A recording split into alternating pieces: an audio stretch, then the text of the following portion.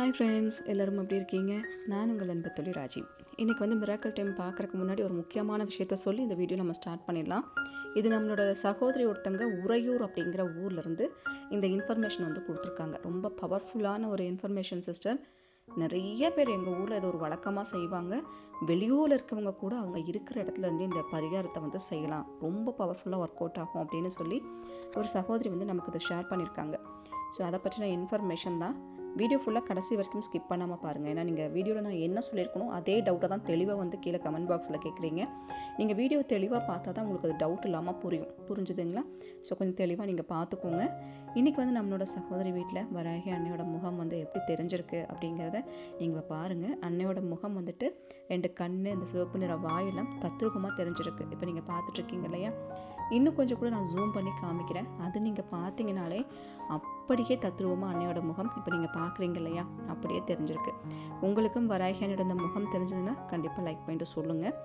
இப்போ நம்ம சொல்ல போகிற இந்த இன்ஃபர்மேஷன் அப்படிங்கிறது என்னென்னா, உறையூர் அப்படின்னாலே உங்களுக்கு எல்லாத்துக்கும் ஞாபகம் வர ஒரு சுவாமினா உறையூர் வெக்காளி அம்மன். நீங்கள் நிறைய பேத்துக்கு தெரிஞ்சிருக்கும் உறையூர் வெக்காளி அம்மன் அந்த சுவாமியை பற்றி. அந்த ஊரில் இருக்கிறவங்க, அதுக்கு பக்கத்தில் இருக்கிறவங்களுக்கெல்லாம் அந்த அம்மனை பற்றி தெரிஞ்சிருக்கும்.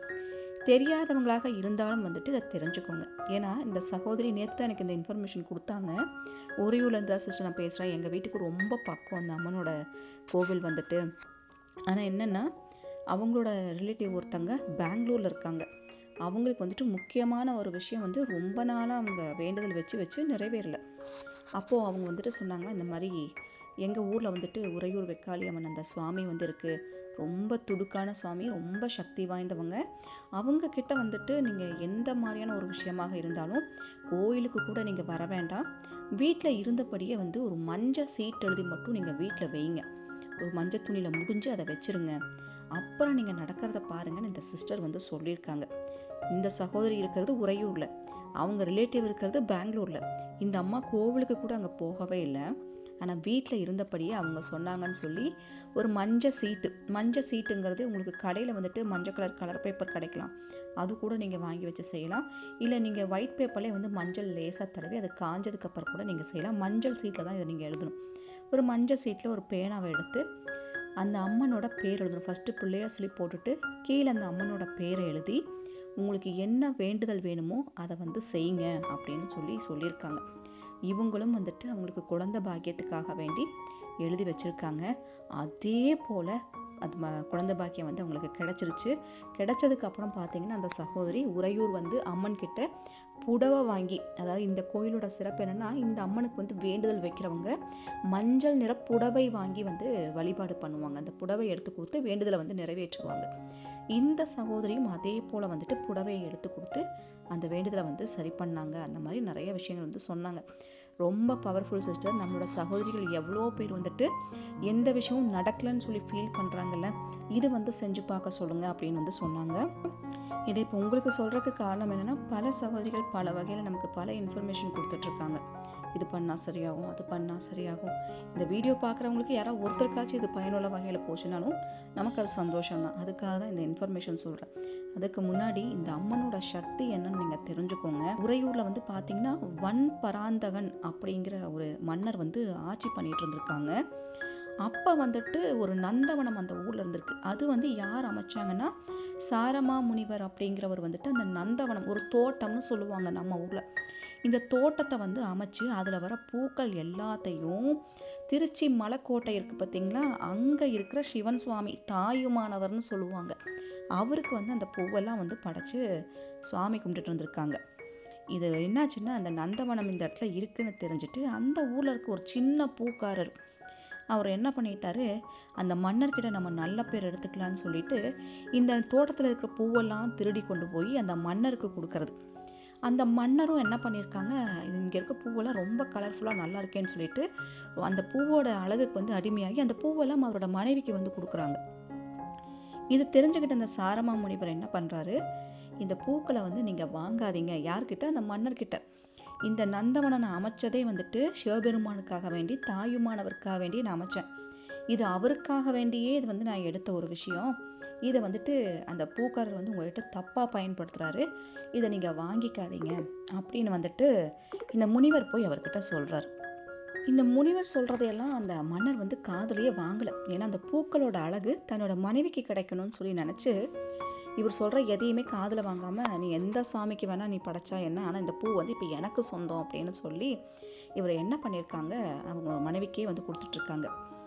இந்த தப்பை வந்துட்டு சிவபெருமான் கிட்ட அந்த முனிவர் வந்து சொல்லி சங்கடப்பட்டிருக்கார். அப்போ சிவபெருமானால் வந்துட்டு இந்த தவறை வந்துட்டு பொறுத்துக்க முடியல.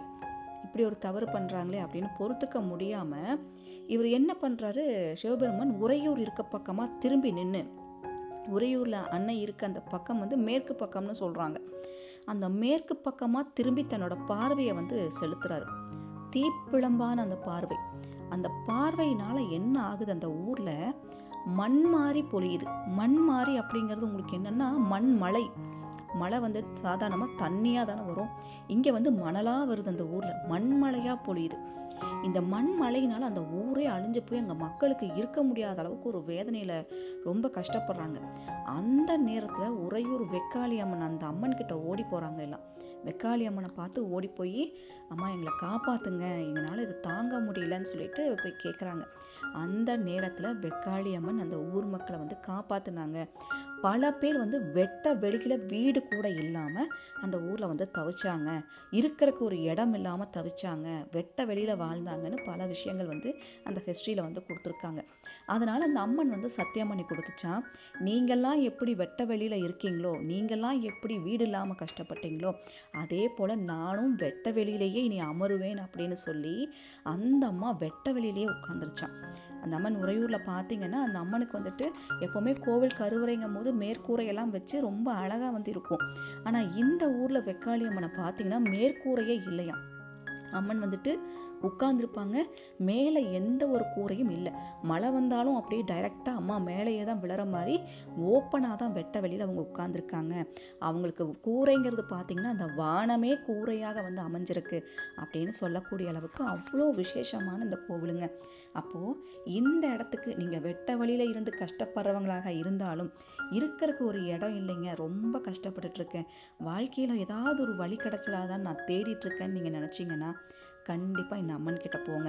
போக முடியாதவங்களாக நீங்கள் இருந்தாலும் பரவாயில்லை, உங்கள் வாழ்க்கையில் ஏதாவது ஒரு விஷயத்துக்காச்சு நினச்ச விஷயம் நடந்துருச்சுன்னா இந்த இடத்துக்கு நான் போகிறேன்னு நினச்சி நீங்கள் வேண்டுவீங்கல்ல, அப்படி நினச்சி நீங்கள் வேண்டுனீங்கன்னா ஒரே ஒரு வெக்காளி அம்மனை நினச்சி நான் சொன்ன மாதிரி ஒரு மஞ்சள் சீட்டு எழுதி, ஒரு மஞ்சள் சீட்டு எடுத்துக்கோங்க. அந்த மஞ்சள் சீட்டு எழுதி அதில் பிள்ளையார் சொல்லி அம்மனோட பேர் எழுதிக்கோங்க. நான் உங்களுக்கு பிக்சரில் காமிக்கிறேன். இந்த மாதிரி எழுதி, நான் உதாரணத்துக்கு வந்துட்டு பிரேமா அப்படின்னு ஒரு சின்ன ஒரு பேரை போட்டு குழந்தை வரம்னு போட்டிருக்கேன். உங்களுக்கு என்ன வேண்டுதல் வேணுமோ அதை அதில் எழுதி வைங்க. இன்னொரு முக்கியமான ஒரு விஷயம் சொல்கிறேன், எந்த ரீசனாக இருந்தாலும் நான் போய் இந்த வேண்டுதலை செலுத்திட்டு வந்துடுவேன் அப்படின்னு நீங்கள் நினச்சா மட்டும் இதை செய்யுங்க. ஏன்னா ஒரு கடவுளுக்கு வேண்டுதல் வைக்கிறதுங்கிறது உங்களால் அதை செய்ய முடிஞ்சால் மட்டும் வேண்டுதல் வைங்க.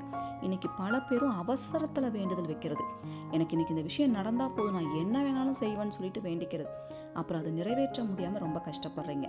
அந்த தவறை மட்டும் செஞ்சிடாதீங்க. உங்களால் இதை செய்ய முடியும்னா மட்டும் இந்த வேண்டுதலை வைங்க. இன்றைக்கே வைக்கலாம். நீங்கள் நினச்சிட்டு மனசார வேண்டிட்டு மஞ்சள் சீட்டு எழுதி ஒரு மஞ்சள் துணியில் கட்டி உங்கள் வீட்டு பூஜையில் வச்சுக்கோங்க. நிறைவேறினதுக்கப்புறம் கொண்டு போய் அந்த அம்மா சன்னதியில் அதை கொடுத்து மஞ்சள் புடவை எடுத்து அம்மாவுக்கு சாட்டிட்டு வாங்க. இதுதான் இங்கே ப்ரொசீஜர், சரிங்களா? மனசார இதை உங்களால் முடிஞ்சதுன்னா இந்த வேண்டுதலை வச்சுக்கோங்க. அந்த சகோதரி இதை உங்கள்கிட்ட சொல்ல சொன்னாங்க. ஸோ ஏதோ ஒரு வகையில் யூஸ் ஆகுமே எல்லாத்துக்கும் இருக்க வேண்டிய இந்த இன்ஃபர்மேஷன் உங்களுக்கு. இப்போ நான் சொன்ன தகவல் ஏதோ ஒரு வகையில் உங்களுக்கு யூஸ் ஆகும் அப்படின்னு நான் நம்புகிறேன். யாராவது ஒருத்தருக்கு போய் சேர்ந்தாலும் நான் ரொம்ப சந்தோஷப்படுவேன். நான் சொன்ன இந்த தகவல் வந்து உங்களுக்கு பயனுள்ள வகையில் இருக்குது, பிடிச்சிருக்கு அப்படின்னா லைக் பண்ணுங்கள். இது வரைக்கும் நம்ம சேனல் நீங்கள் சப்ஸ்கிரைப் பண்ணாமல் பார்த்துட்ருக்கீங்கன்னா சப்ஸ்கிரைப் பண்ணி சப்போர்ட் பண்ணுங்கள். இது போல் பல இன்ஃபர்மேஷன்ஸ் எல்லாம் நான் காத்துட்டே இருக்கேன். நான் உங்கள் அன்பு தோழி ராஜி. Thank you so much.